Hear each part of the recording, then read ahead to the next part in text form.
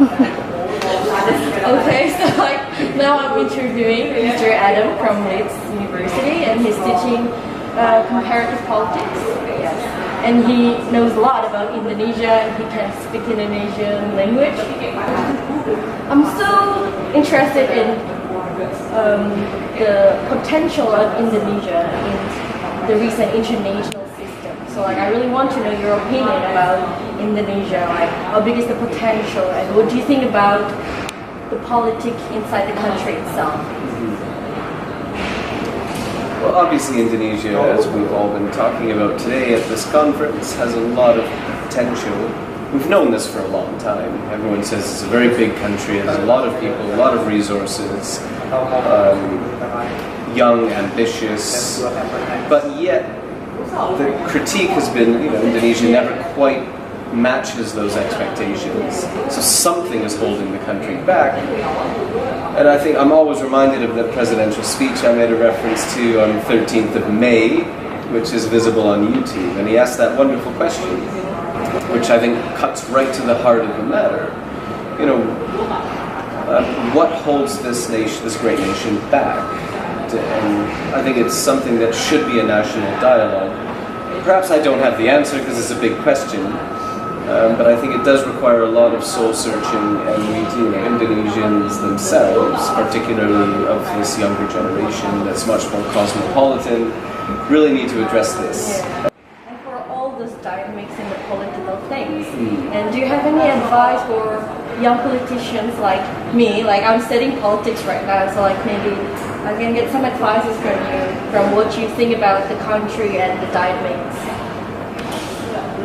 I think now people talk about political newcomers as those who probably have the potential to be, much more focused on good governance, much cleaner. When people talk about integrity, people talk about virtue in politics, and it may be, as a newcomer, you'll find that change is difficult. You'll find that there's resistance to change. You'll find that people will offer you bargains that will compromise your integrity. So how are you able to stand above all the temptations and the pathways to power? Because the pathways to power include making deals.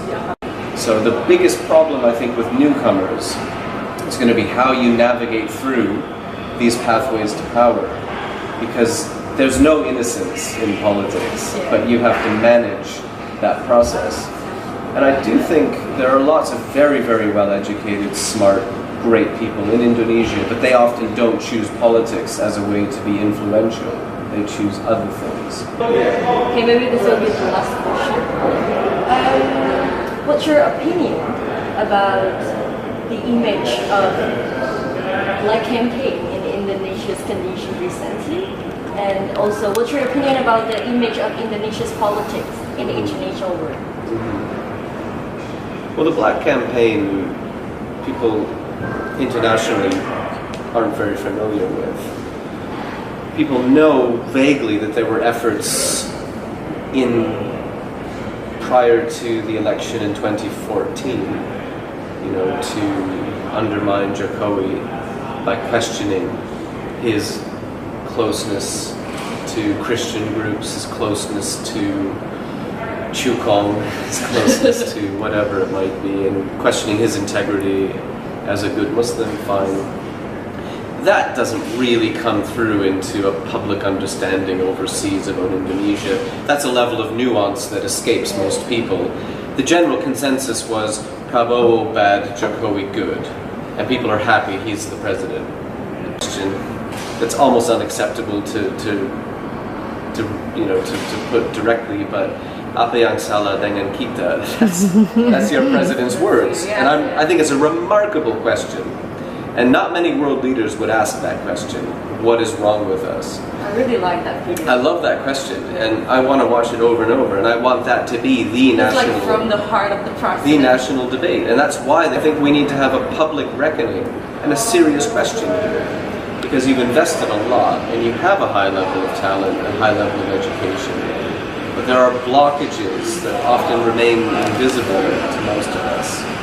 So to increase Indonesia's global footprint, I think we need to break away from the current thinking, and